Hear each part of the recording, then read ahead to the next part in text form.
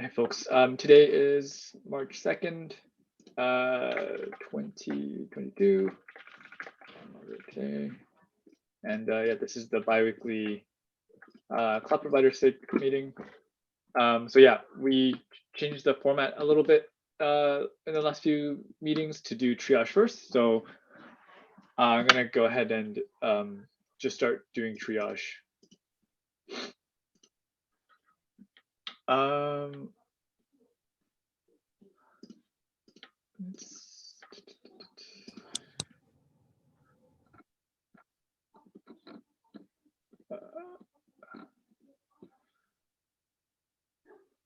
feel like some of these, did we triage this one?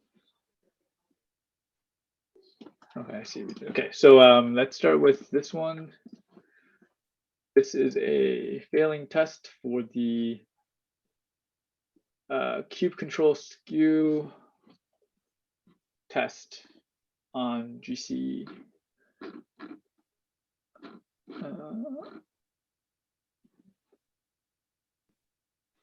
I would think this is like a SIG CLI issue.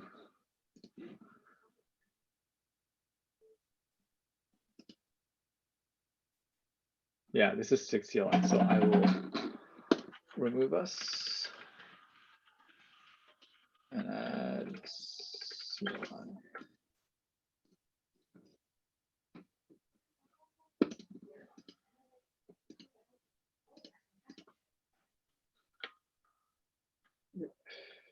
Okay, the next one is Azure Load Balancer is never updated when no status changes. So Bridget did add a note about that in the agenda that she was going to look into it, and she found herself. Cool. I thought this was actually fixed already. Okay, well, yeah, I'll let Bridget take it, but I'm just gonna triage accept it for now. So thanks for that. Okay, and then the last one, kubelet service cannot bind on port both IPv4 and IPv6 dual stack. It's probably a node issue, but maybe there's a cloud provider component here. The kubelet should not list to both. Let's see. Cloud provider, but looks like still has some not doing all this.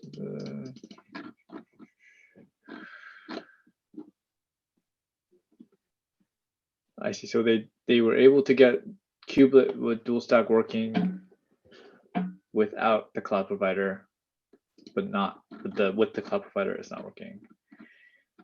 From the cloud provider valid and also like has to edit the kubelet. Let's to correct the details.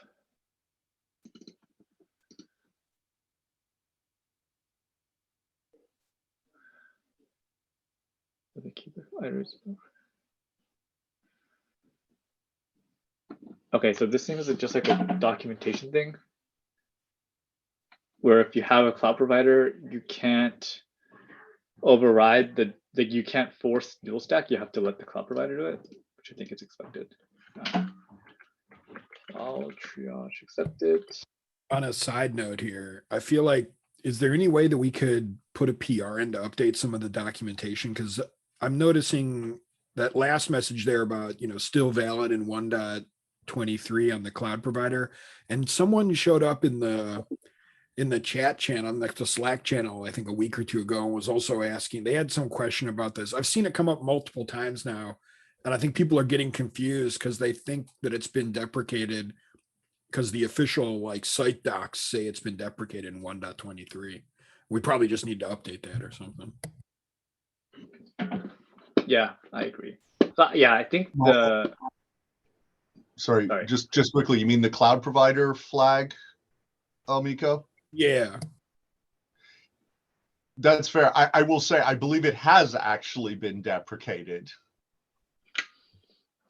It's just that I wonder if maybe they're a little confused on what deprecated means. I think so. That was my impression, is they believed that, you know, the signaling for deprecation meant that they couldn't use it anymore. And I was trying to like, yeah, it's not clear that the external option for that is the opposite of the deprecated options, right? Like it kind of sounds like the entire flag is deprecated, right? right. I just think, I think it's just not as clear as it could be. Let's put it that way. Yeah, sadly, I think Elmiko may have a point. A lot of people may assume because we've deprecated, that means you may be able to not have to use it, which is not where we are. Exactly. The deprecation notice is more, we're going to remove it as soon as you don't need it anymore. Right. Yeah. Maybe even just adding a link to the deprecation policy in that place or something.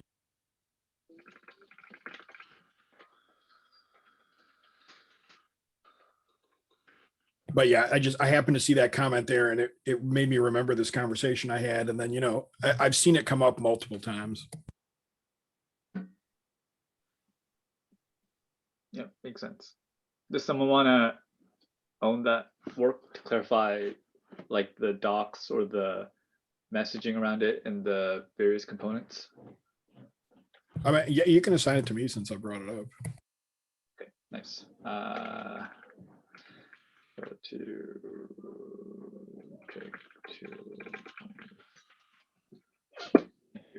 Yeah, I mean, if it's just a matter of patching the docs, I'll look into it, put a patch up, and ping a few people here or something.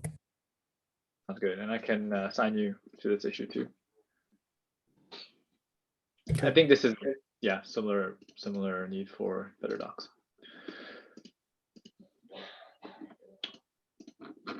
Okay, I think that was the last one. Let me see here.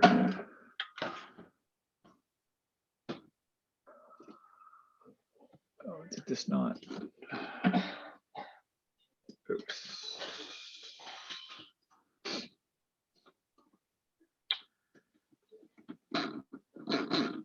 Did I do the same thing here?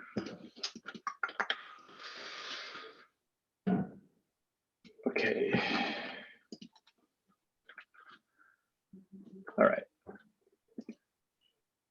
Okay, great. Let's move on to the agenda items then. Okay, so I see an update from Bridget about the issue that we just triaged, so I'll skip that. I don't personally have updates on GCP. Walter or Joe, did you? Oh, sorry, I missed AWS. Nick, did you have any updates on AWS here? I don't think I have any. Sure, do you have any? I don't either. Okay, cool. Yeah, yeah, GCP. I don't have. I think like the. Yeah. Go I ahead. can't think of anything either, Andrew. I'm just going through my head, and I think there's some things going on internally to make sure releases going out and stuff like that, but there's nothing really newsworthy. I actually have one thing that maybe I think we have inferred a few times on GCP, but from Jared, which is that at this point, I believe Jared has been doing COPS testing for GCP, which we haven't actually made any sort of significant deal of, but it does suggest that there is now a sort of somewhat viable option for people who want to look at using Kubernetes on GCP to use COPS.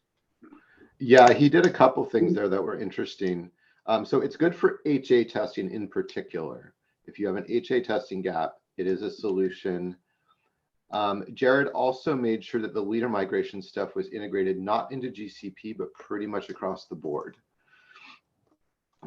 Yeah. So, Well, and it's also worth noting that, I mean, if you are wanting to do Kubernetes on GCP and you want HA, COPS is now an option, which KubeUp is not. honestly, it's the best option, probably. KubeUp is, I don't know. Do you have any statements on that, Walter? I feel like it's going away slowly. If I can get an owner for it, it will.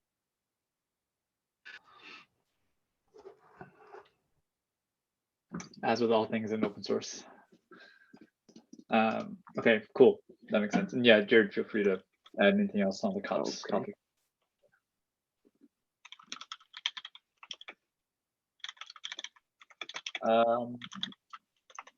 Easter, LeBron, do you want to add anything there?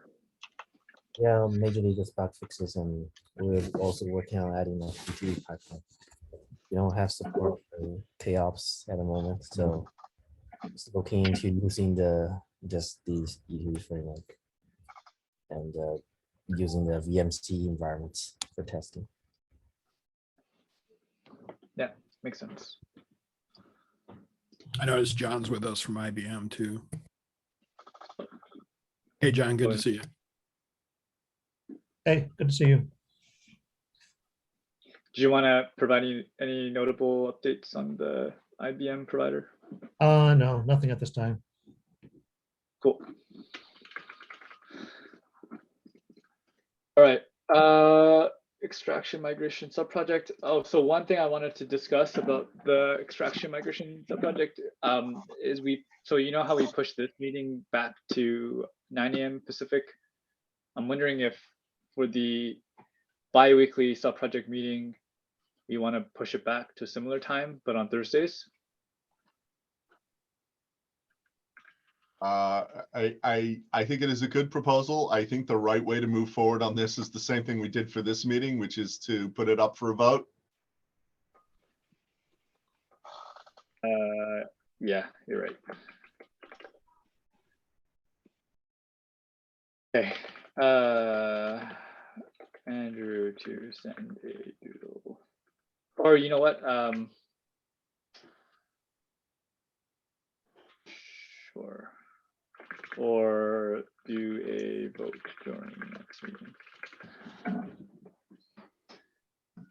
We could also Yeah. just do a vote by mail. I mean, the one thing I will say is that doing a vote during a meeting is preferentially gives power to the people who like that meeting time. That's a good point. Okay. Andrew to send an email to the SIG mailing list for new times. Given our changing meeting times and kind of the volume of traffic in our Slack channel, I wonder too if we might set up like a bot that could just broadcast like 5 minutes before a meeting starts or something like that, just to help people out. I've seen other channels do that kind of stuff. Yeah, that could be good. Do you know of a specific SIG that's doing that for their meetings? I know channels where it's being done, so I could reach out and ask, like the OpenShift users channel, they have something set up. And I don't think Cluster API does, but maybe Cluster Lifecycle has something set up. I can do a little investigation though. Yeah, makes sense.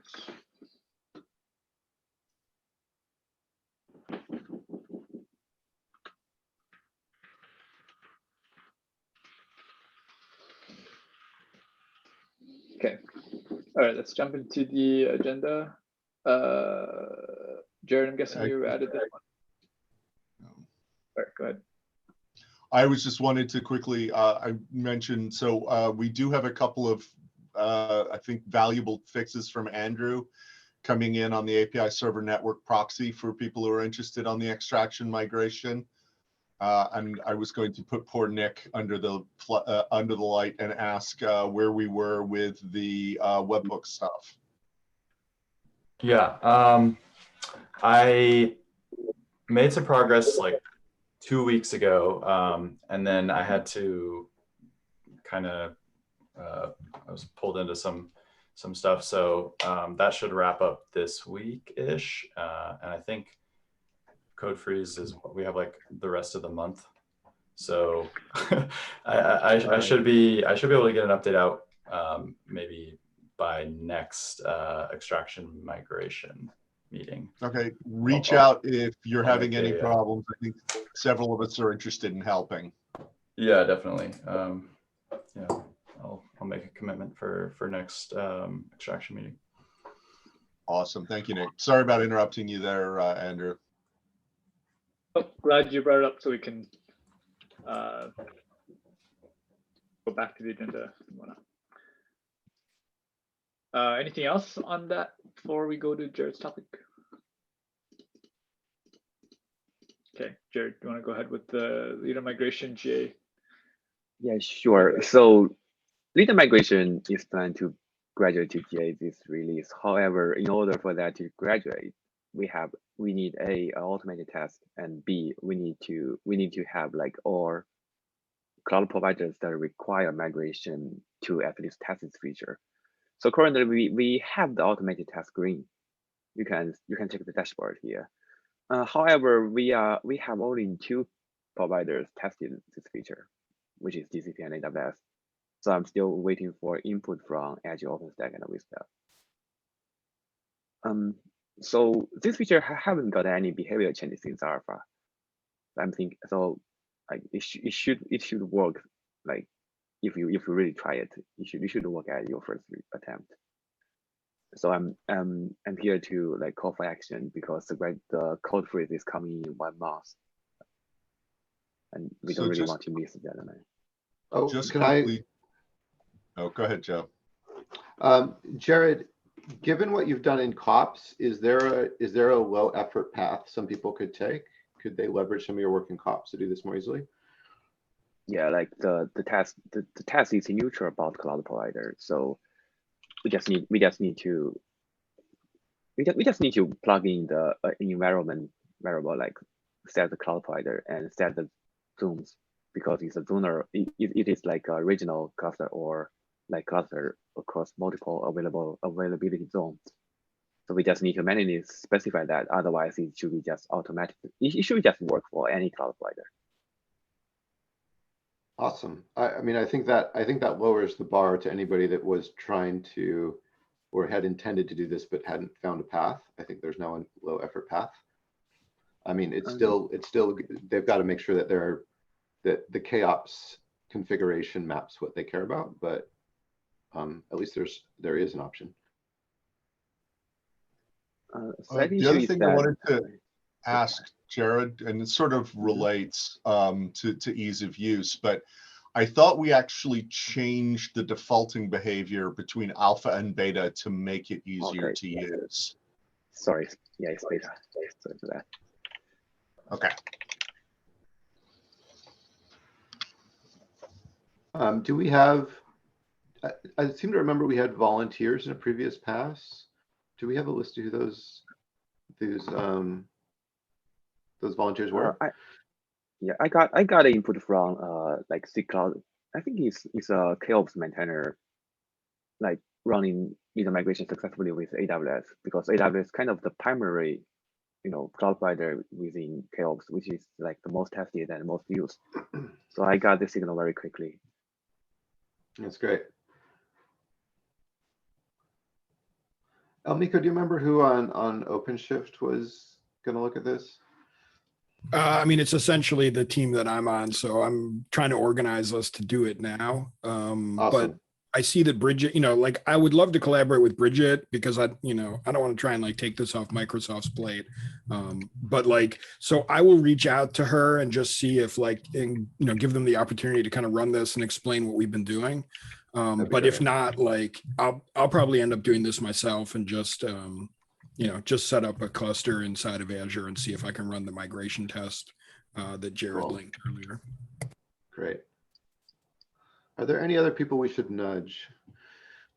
I mean, if you want an OpenStack test, I can try and poke some of the OpenStack people, who work on the cloud provider internally at Red Hat. But again, like this, I don't know if they'd want to accept this or not.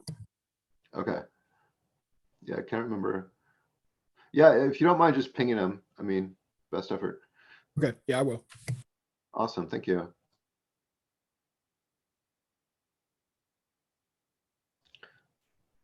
Do we still have a gap on vSphere? Yeah, I can work on it. I might need to ping Jeffrey privately for tasks that I need to do to verify this? Yeah, I need that's to contact- definitely okay. Thanks. So a quick question, and if you can't answer, that's fine, LeBron, but how many do you know how many customers there are left using KCM only on VMware? Yeah, sorry, I don't have that number. Okay, but you think there are some? Yeah, there are still, because we see issues coming up. Okay. No, I mean, there's no point in doing the work if there's no one who's going to do that migration. But as long as there's someone to do the migration, then it would be good to make sure this works for you guys. And just filling in the context in case it's missing, like the leader migration is only relevant if you're migrating a cluster using the entry vSphere cloud provider to the external vSphere cloud provider. So like any clusters that are already using the external one, you don't need to worry about that migration. But yeah, if there are customers or even like open source users that are on the old vSphere cloud provider, like you'd have to deal with that. Thanks.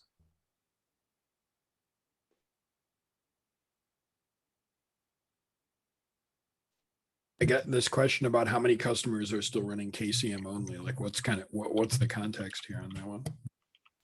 Oh, sure. So this specific migrator is a mechanism on it to migrate an HA cluster running KCM only to being an HA cluster running KCM plus CCM.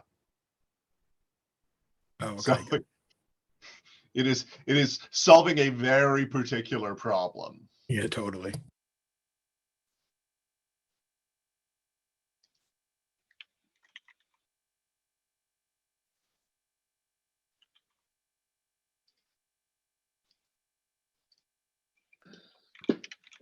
Anything else on this topic?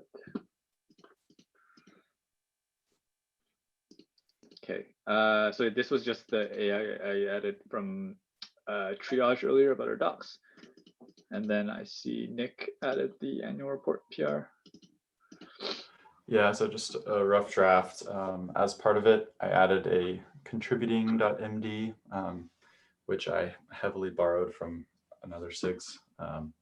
So just take a look at it, see if it makes sense. I think it's all pretty, at least the contributing MD is all pretty standard stuff. And then for the annual report, I did try to get the data as accurate as possible. I don't think I quite got everything yet. So might be another revision of this coming, but yeah, if you have time, just take a look at it.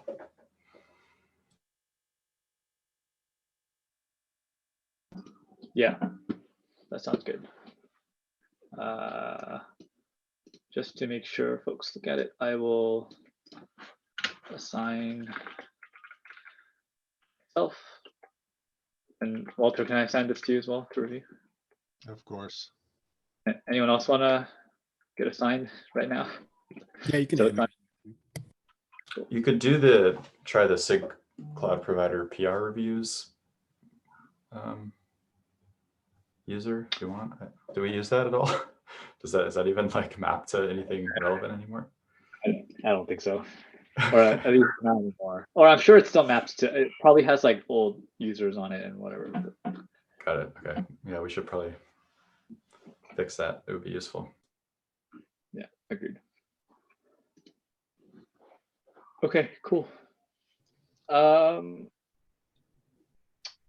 So one thing I noticed, Andrew, sorry, going back to the very beginning of the meeting, but yeah. Our cloud provider repo actually has a bunch of issues in it.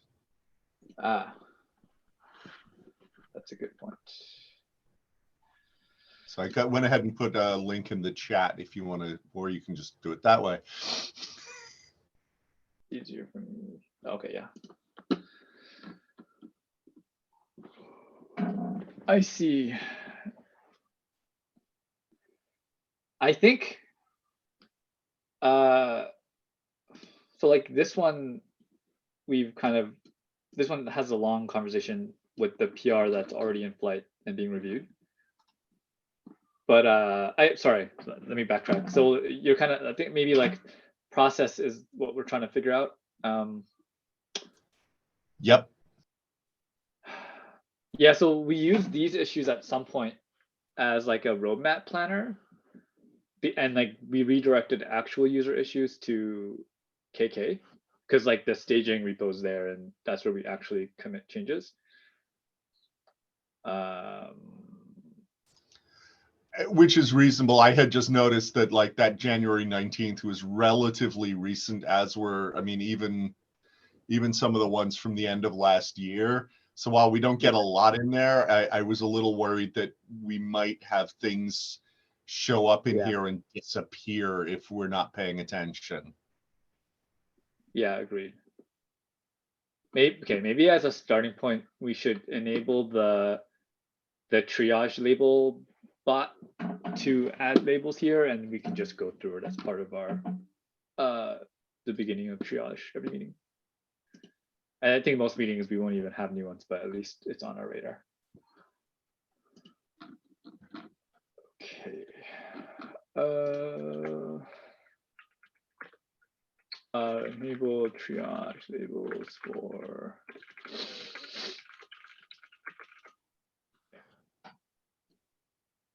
Do you want to go through some of these?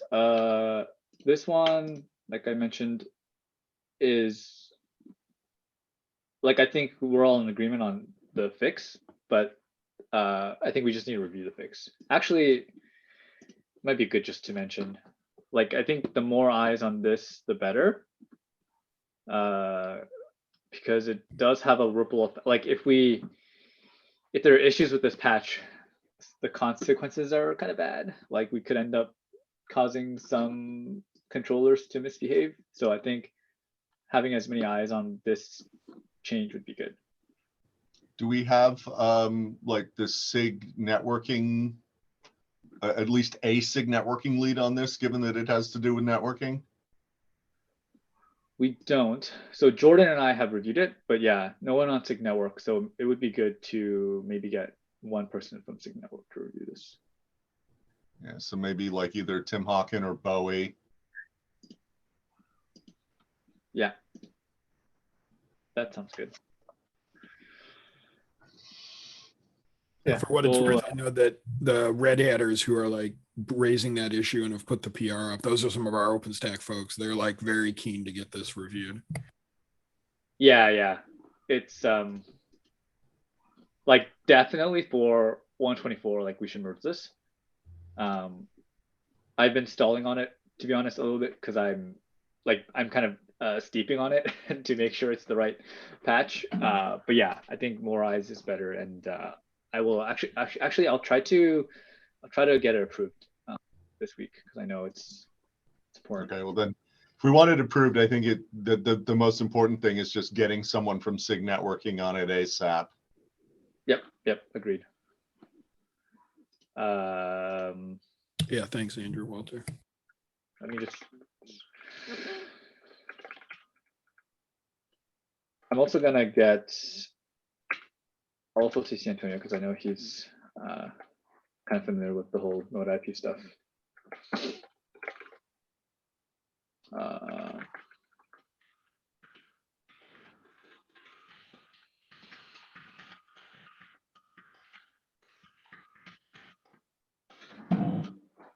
And I will also CC Dan Richard because I know he's been. Let's do.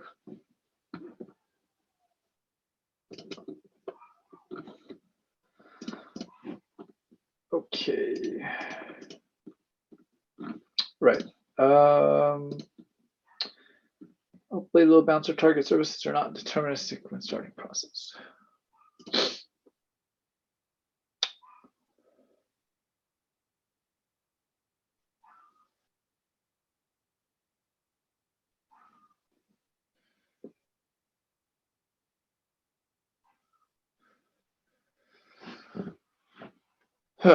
This is a fun one.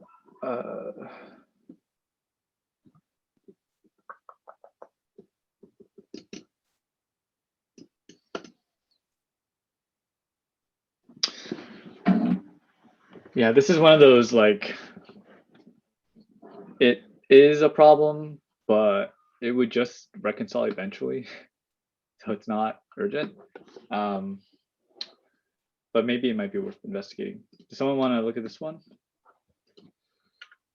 I'm gonna start triaging these though. Does that work? I don't think that does work.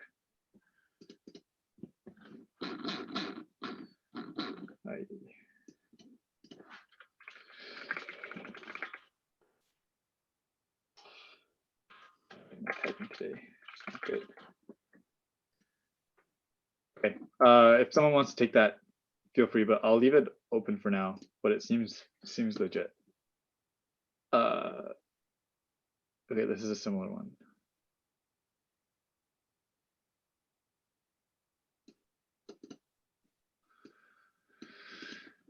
Okay, similar issue. I'm going to triage, accept it, but I will leave it unassigned if folks want to look at them or assign themselves. I'm not going to assign anyone today just because doesn't seem like anyone's interested, so I don't want to go there. This one seems controller manager.go version is shown as the format string. That seems like a bug.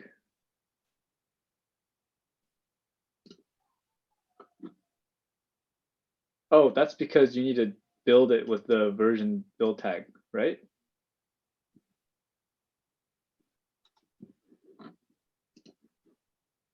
So it's not a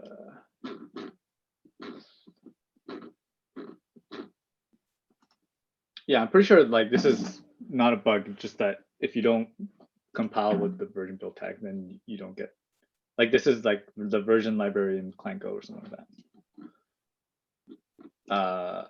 But I will accept it, and no, I'll follow up and close it afterwards, actually, because Why would the format string show up on like the default value?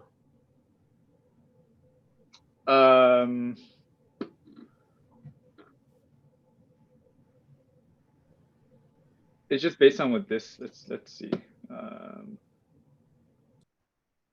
No, that's not I right. think the point Andrew is making is that the format actually has to be evaluated at build time and passed through. Yeah, I think this the format we see is the zero value of that. Yeah. Right. I mean, that format is trying to, I think, if it's what I normally see with this stuff, that format is trying to get the git tag at the time of build. I see. Yeah. Okay.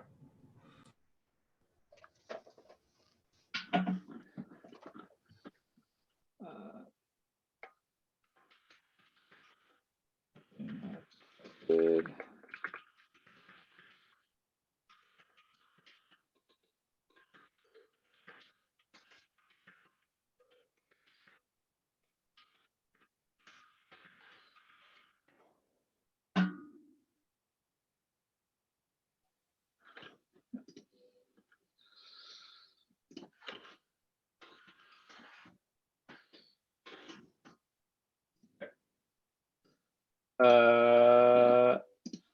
Should we go through more of these?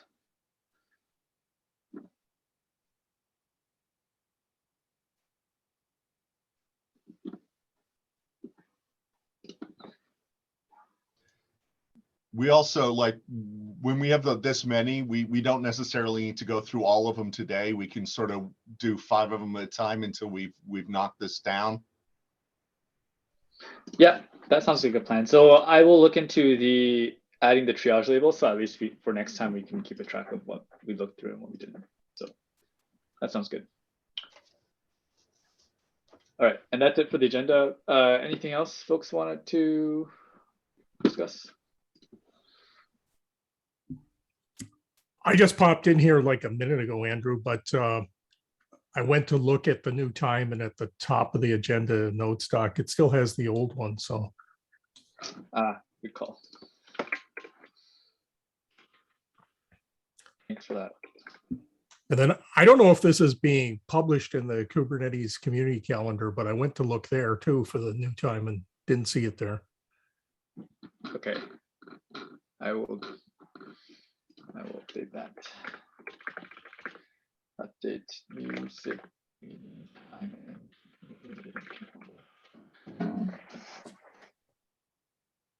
Thanks, Walter. I knew that PM was going to get someone. Well, sorry, what was that? Nothing. There was, it said like 12 p.m. / 9 p.m. and of course I was driving my OCD nuts and I was just about to touch it. And then I saw Walter change it. Okay, cool. Thanks. All right, we'll end the meeting here then and see you all in 2 weeks. Thanks. Later, everybody. Bye.